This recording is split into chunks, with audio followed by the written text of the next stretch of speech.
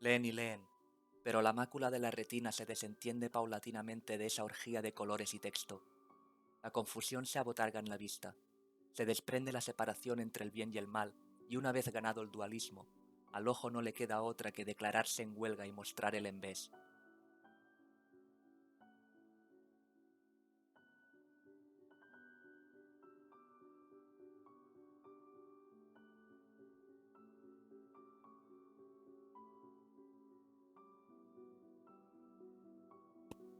El derecho a recibir información incluye también ese aspecto relativo al derecho a una ciudadanía informada, como algo más vinculado a la necesidad de los individuos de conocer sobre los asuntos del gobierno y los asuntos públicos. En este sentido, el Comité de Derechos Humanos de Naciones Unidas ha afirmado que la libertad de información es la piedra angular de cualquier sociedad democrática y que es inherente a la esencia de esas sociedades que sus ciudadanos puedan informarse sobre sistemas y partidos políticos distintos a los que están en el poder y criticar o evaluar abiertamente y en público a sus gobiernos sin temor a ser objeto de interferencia o de castigos. De hecho, el derecho a recibir información, a diferencia de la inmensa mayoría de los derechos que pertenecen a la persona individual, es un derecho que tiene como titular típico a la colectividad, a la ciudadanía. La singularidad de la Constitución española en el reconocimiento del derecho a recibir información frente a los textos internacionales y otras constituciones se halla en que añade un calificativo a esa información que garantiza, y este es el de veraz. La veracidad supone imponer al informador un deber de diligencia en la obtención de la información que comunica, aunque ésta no sea totalmente exacta o los errores en que se incurra sean meramente circunstanciales y no afecten a la totalidad de la información. Por lo tanto, no pueden quedar amparadas en el marco del derecho fundamental las informaciones elaboradas menospreciando esa veracidad o las falsedades, al igual que tampoco los rumores o insinuaciones insidiosas. Así, la libertad informativa solo protege la transmisión de información veraz. Por lo tanto, lo que es obvio es que los bulos, que por definición suponen faltar intencionadamente a la verdad, de ningún modo pueden cumplir con el requisito de la veracidad. No se trata simplemente de que transmitan información en la que no se ha atendido la diligencia debida, sino que conscientemente tratan de engañar. Se comunican unos hechos a sabiendas de que son falsos.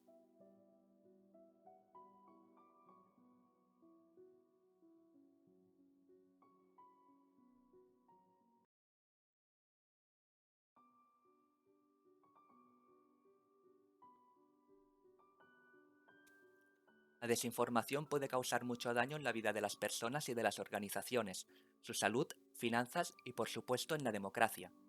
La crisis derivada de la pandemia del COVID-19 ha avivado el debate sobre la necesidad pública de protegerse contra la difusión de bulos y noticias falsas, que en situaciones de tensión pueden afectar gravemente a la estabilidad social, a la convivencia pacífica y a los cimientos mismos sobre los que se asientan las democracias occidentales, que no son otros que la confianza ciudadana en sus representantes e instituciones públicas. Paralelamente, la democratización de la información ha provocado una proliferación de las denominadas fake news, ya que al mismo tiempo que ha crecido de forma exponencial el acceso a la información, lo ha hecho también el de la desinformación. Término, el de fake news, que discutiremos más adelante por su mal encaje. En este sentido, la labor del periodismo de verificación se erige como fundamental en la rendición de cuentas ante la sociedad y entronca con la confianza en los poderes del Estado y la administración pública y los derechos humanos.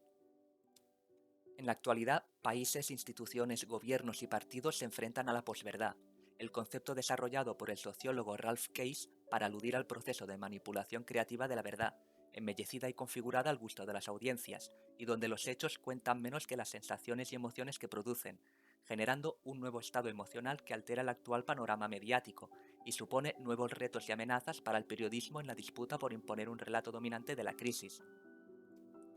El periodismo siempre ha tenido entre sus rutinas profesionales una que es fundamental, la de la comprobación de la información, la verificación. Esto no es nuevo, pero en los tiempos actuales, con la fuerza de las redes sociales y la proliferación de las noticias falsas, que ahora se propagan de una manera más rápida, pero esto implica la necesidad por parte de los periodistas de reforzar esta labor y apoyarse en nuevas estrategias y en nuevas herramientas.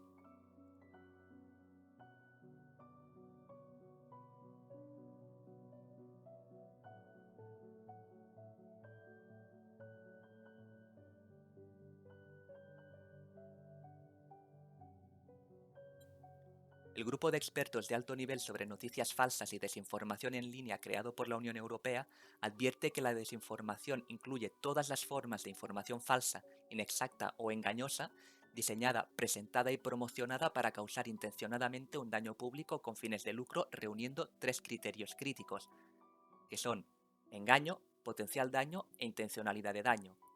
Hay, por tanto, una difusión estratégica y deliberada de información falsa con una intencionalidad determinada. Esta definición aparta y distingue dos acepciones enunciadas en inglés y a menudo usadas como sustitutivas o equivalentes a desinformación: la misinformation y fake news. La primera de ellas hace referencia a un tipo de información involuntariamente engañosa.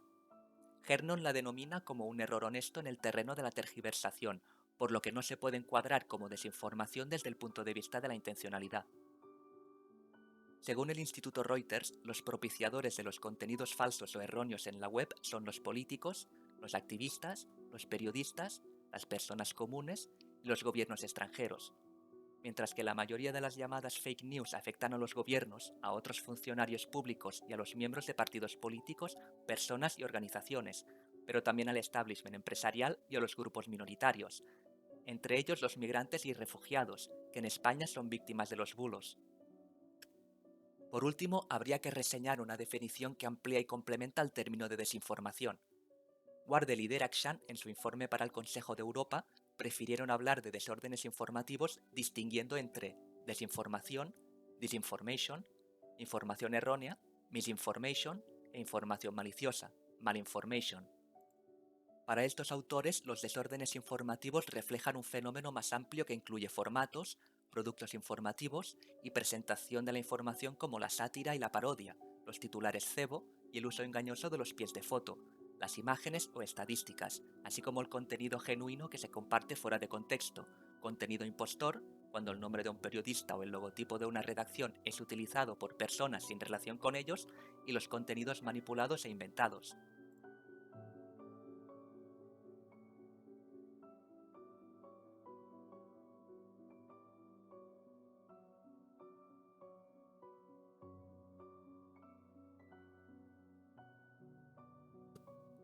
Pese a ser el término más extendido en los últimos años y especialmente por parte de los medios de comunicación, el uso de fake news limitaría la aproximación al fenómeno reduciéndolo a las noticias y simplificando el contexto sin dar una explicación sobre sus promotores, efectos y consecuencias. También supondría una denominación engañosa por la apropiación que han realizado del término algunos políticos y sus partidarios, despojándolo de cualquier valor analítico. Intuitivamente el término recuerda algún tipo de información falsa difundida por uno o más medios de comunicación, y en general a la manipulación de los sistemas de información para manipular la opinión de alguien. Sin embargo, esta pseudodefinición es amplia y poco clara, ya que contiene varios matices de prácticas de desinformación, mientras que al mismo tiempo excluye las malas prácticas que de hecho contribuyen a la difusión de noticias engañosas. ¿Hasta qué punto una noticia debe ser falsa para ser considerada noticia falsa? Las noticias inventadas y no fácticas son sin duda noticias falsas, pero ¿qué pasa con las ligeras manipulaciones de noticias parcialmente verdaderas? ¿La omisión de un detalle crucial hace que la noticia sea falsa? ¿Y las noticias verificadas enmarcadas en narrativas sesgadas? Dando que Taltri es también un punto de entrada importante para llegar al núcleo del problema de las noticias falsas, ya que presenta una posible taxonomía de problemas que se distinguen por dos dimensiones: la facticidad, es decir, adhesión a la realidad de las noticias, e intencionalidad, o sea, si la noticia está escrita con la intención de engañar al lector. El acento en la intención del redactor parece ser un factor consensuado a la hora de definir las noticias falsas. Alcott et al. También insisten en las intenciones del editor, ya que definen fake news como artículos de noticias que son intencionalmente y comprobablemente falsos y que podrían engañar a los lectores. Gelfer da otra definición similar, con la especificación de que las fake news tienen el objetivo de engañar por diseño, ya que según él, este término debería reservarse para los casos de presentación deliberada de afirmaciones típicamente falsas o engañosas como noticias, cuando éstas son engañosas por diseño. La frase "por diseño" aquí se refiere a las características sistémicas del diseño de las fuentes y canales por los cuales las noticias falsas se propagan, y por lo tanto, manipulan los procesos cognitivos de la audiencia. Las consideraciones anteriores acotan el dominio de las fake news a la información falsa compartida con fines dañinos, que a nuestro saber y entender se acepta como una buena definición, porque incluye tanto la veracidad de la noticia como la intención maliciosa del autor. Sin embargo, no hay duda de que esto es solo una parte de un problema mayor. Algunas preguntas siguen sin respuesta, ya que las informaciones parcialmente falsas o reformuladas pueden tener al final el mismo impacto que los contenidos totalmente inventados. ¿Cómo se las debe considerar? Además, en los últimos años hemos observado el auge de muchos problemas relacionados con la difusión de noticias falsas en línea, como campañas de desinformación coordinadas en cuentas automatizadas, constelaciones de información falsa que respaldan conspiraciones y propagación de rumores no verificados. Por estas razones, el término popular noticias falsas o fake news ahora se considera insuficiente para representar una gama más amplia de actividades maliciosas.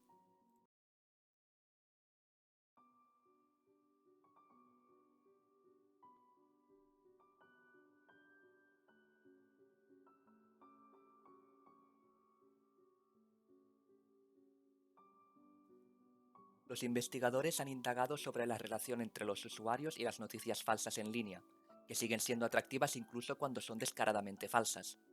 La desinformación funciona a través de una serie de ganchos cognitivos que hacen atractiva la información, provocando una reacción psicológica en el lector.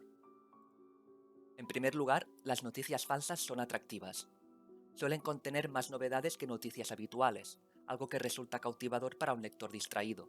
Además, brindan información más fácil de procesar en comparación con las noticias regulares y un mensaje simple que se puede digerir fácilmente, incluso cuando una persona está prestando poca atención. Las noticias falsas a menudo desencadenan una respuesta emocional, lo que ha demostrado ser uno de los impulsores de la viralidad en línea. Los lectores prefieren las noticias que causen una alta excitación, que llamen más la atención que las noticias regulares, por esto se quedan fácilmente en la mente.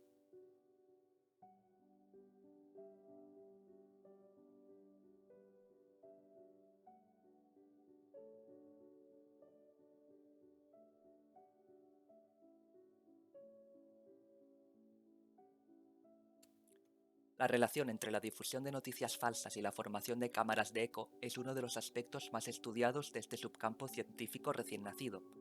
De hecho, la prevalencia de información errónea en las redes sociales a menudo se atribuye a las llamadas cámaras de eco, grupos de usuarios muy unidos que siguen interactuando con contenido unilateral hasta que se radicalizan. Se ha observado que la información errónea circula constantemente dentro de las cámaras de eco. La investigación ha demostrado que la polarización desempeña un papel clave en la difusión de información errónea, mientras que para algunos investigadores es la motivación primaria. En términos triviales, la homofilia desencadena la agrupación de redes sociales, que amplifica la polarización de opiniones, lo que lleva a la aparición de cámaras de eco. No obstante, también podemos observar un proceso que sigue una dirección inversa. Las cámaras de eco amplifican la polarización, que aumenta la agrupación de redes, lo que conduce a una mayor homofilia. La coevolución de la estructura y la dinámica de la red también se ven exacerbadas por las burbujas de filtro y los modelos comerciales de las redes sociales.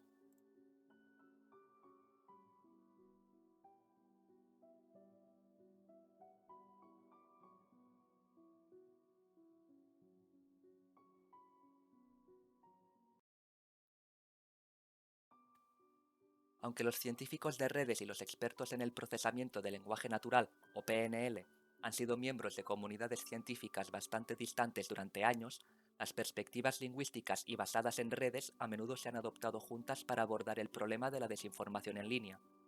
Por un lado, se podrían investigar las propiedades de comportamiento de la red de propagación de noticias para detectar contenidos maliciosos que se difunden de forma anómala.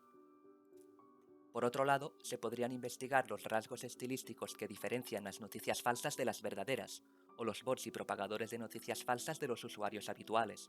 No obstante, tener en cuenta solo el lado de la red de la desinformación podría resultar en el descuido de las claves estilísticas de los artículos de noticias falsas y viceversa.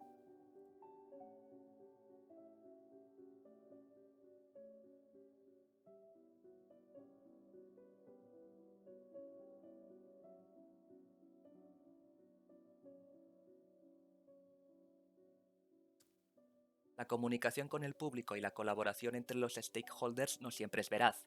Es decir, pueden surgir diversas formas de mentira en la comunicación corporativa.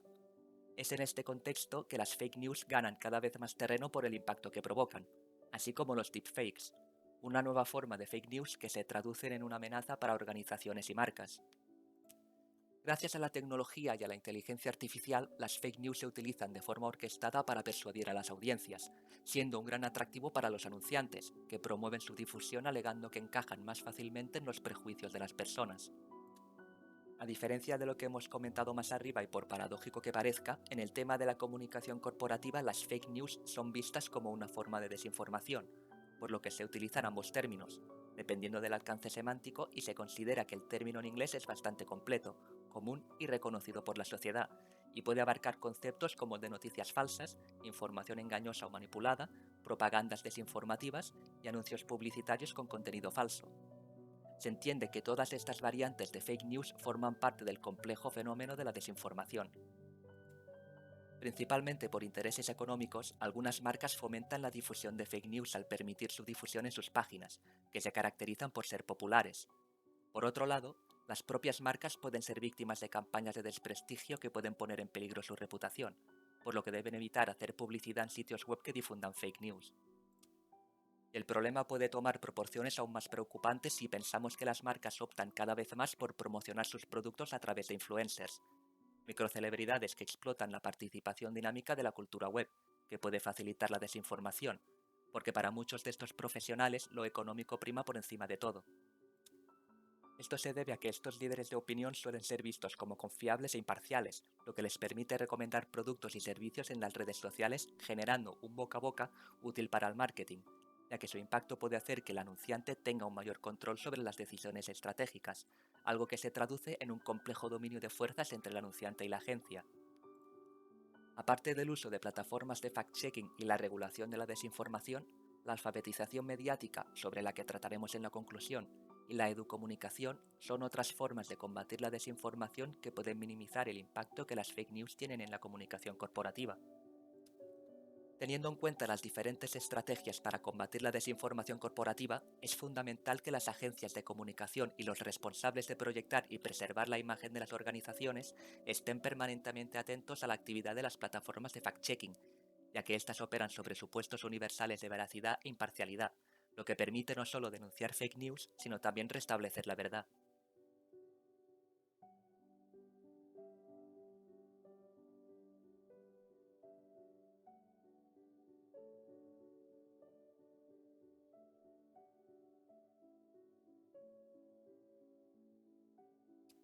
El fact-checking o verificación de datos es el proceso de verificar la precisión de la información y es un componente crítico del periodismo y del sistema de medios en línea. El papel de los fact-checkers no es solo desacreditar información falsa, sino también proporcionar contexto y aclaración para declaraciones que pueden ser parcialmente verdaderas o abiertas a interpretación. Este implica una variedad de tareas, incluida la verificación de fuentes, la verificación de afirmaciones y estadísticas y la consulta de expertos. Los fact-checkers profesionales también utilizan una variedad de recursos computacionales, como bases de datos y motores de búsqueda, precisamente para ayudar en su investigación, lo que a su vez inició la investigación sobre fact-checking computacional. A pesar de la importancia del fact-checking profesional, su efectividad puede verse obstaculizada por la dificultad de aplicarla a gran escala. La verificación de datos es una actividad que requiere mucho tiempo y mano de obra. Por lo general, la lleva a cabo un pequeño número de expertos, que deben lidiar con el flujo constante de información o desinformación publicada en línea. Hay un número limitado de elementos que un grupo de fact-checkers puede verificar, mientras que millones de elementos de información errónea inundan la web todos los días. Sin embargo, el fact-checking profesional por parte de expertos no es la única forma existente de verificación de datos. El fact-checking colaborativo es una forma de verificación de datos que aprovecha la contribución de usuarios de redes sociales que marcan el contenido problemático como falso o digno de verificación.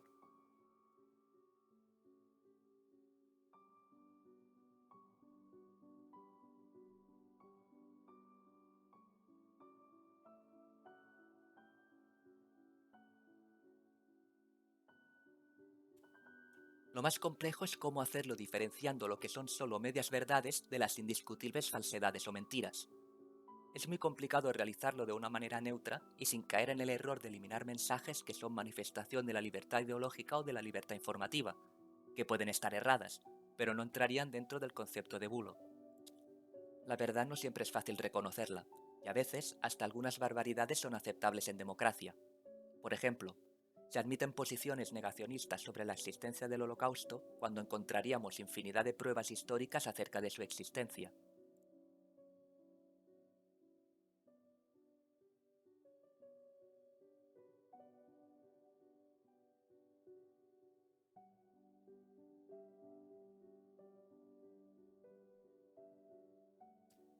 El alumnado de la enseñanza superior, si bien goza ya de una cierta madurez propia de la edad adulta, puede considerarse un público todavía vulnerable a los desórdenes informativos que circulan por las redes sociales y por algunos medios digitales. De hecho, la experiencia de uso no garantiza el éxito para identificar la información falsa. La ingente cantidad de contenidos que circulan en la web complica la lectura de los mismos. La mayoría de los jóvenes solo lee los titulares y alguna noticia completa de las que encuentran en Internet, y suelen compartir este tipo de información. La práctica de leer completo un contenido antes de compartirlo en sus redes sociales no está generalizada entre los jóvenes con formación universitaria en ciencias de la comunicación. Las redes sociales son el principal cauce de acceso a la información, pero sin consolidarse claramente una de ellas como el vehículo prioritario para la consulta de noticias. Aún así, en la actualidad, la red favorita de los universitarios es Instagram, seguida por TikTok.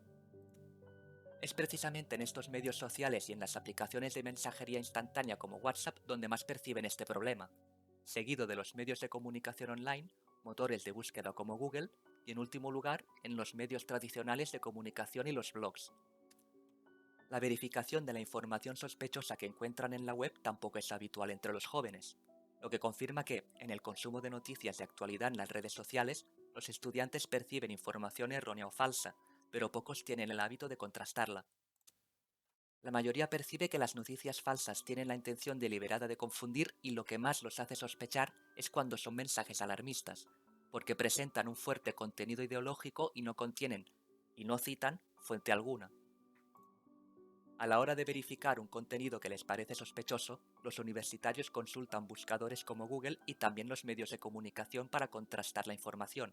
Es decir, los jóvenes recurren a Internet para contrastar información que hayan en redes sociales cuando sospechan que una noticia es falsa. Los medios convencionales siguen siendo un referente entre los jóvenes, en este caso en materia de verificación. El acudir a la fuente original, una regla de oro del periodismo, es una práctica menos frecuente, y el uso de las plataformas de verificación, que cuentan con herramientas periodísticas y tecnológicas a disposición de sus usuarios, es aún más bajo.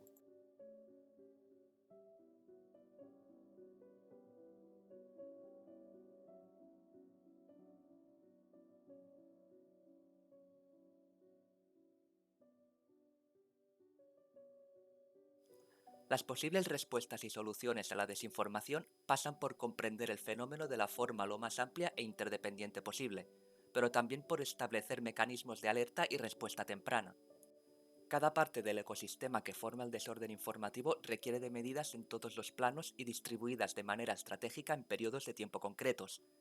El ya citado grupo de expertos de alto nivel sobre noticias falsas y desinformación en línea creado por la Unión Europea recogía en su informe A Multidimensional Approach to Disinformation tres principios que debían guiar la respuesta a la desinformación, que son transparencia, aumento de la confianza y alfabetización mediática e informativa. Con una mirada a los actores políticos, medios de comunicación y organizaciones de la sociedad civil, proponían una serie de medidas con base en la rendición de cuentas, la confianza aprovechando el desarrollo tecnológico, inteligencia artificial, cambios y mejora de los algoritmos, y la educación para reducir el atractivo de la desinformación y las teorías conspirativas.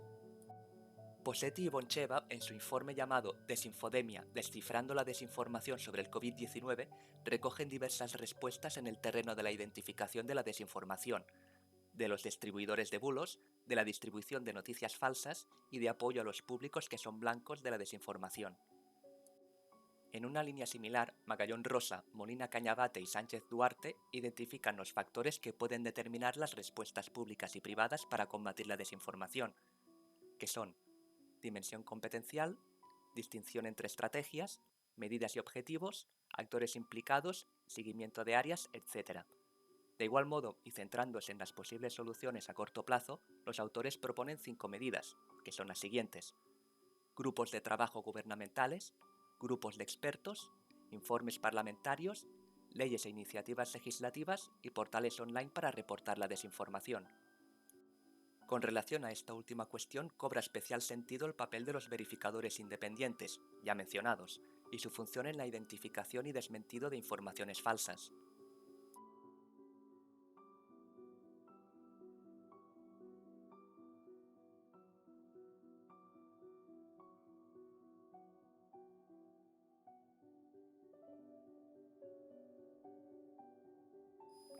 Las autoridades públicas europeas han promovido un modelo de creciente corresponsabilidad de la ciudadanía, a la que se considera que hay que dotar de los conocimientos y destrezas necesarias para enfrentar la amenaza de la desinformación. En ese modelo, se apuesta por una ciudadanía activa, capaz de juzgar por sí misma la calidad de la información que recibe y comparte masivamente en las redes. Se entiende que esas competencias deben ser promovidas mediante estrategias de promoción de una alfabetización no solo digital, sino mediática, y no solo para la juventud, sino para todos los habitantes, tanto en la educación formal como en la informal. Dicha alfabetización mediática debería adoptar un enfoque dinámico e incrementar las prácticas y experiencias reflexivas sobre los medios, con el fin de desarrollar el pensamiento crítico y creativo en la población. Si bien los docentes pueden adquirir los conocimientos precisos para promover esta competencia, la implicación de los profesionales de la comunicación emerge como esencial para el éxito de cualquier iniciativa. La clave es contar con una ciudadanía que entienda la importancia de obtener información de calidad de fuentes solventes, que sea capaz de identificar los contenidos potencialmente falsos y, en suma, que valore la verdad.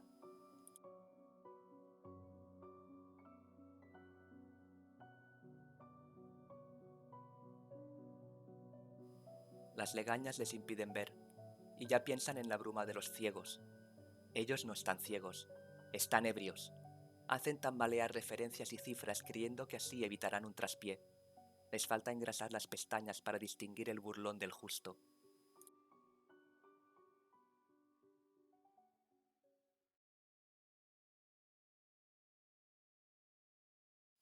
Me encantaría que formaras parte de nuestro grupo y participaras en la ruta. Por eso, si te gusta el contenido de esta visita guiada, agradecería enormemente que te suscribieras al canal e hicieras clic en me gusta. Las fuentes que uso suelen ser artículos académicos publicados en revistas especializadas, y consultar todo este material de calidad requiere tiempo y dedicación.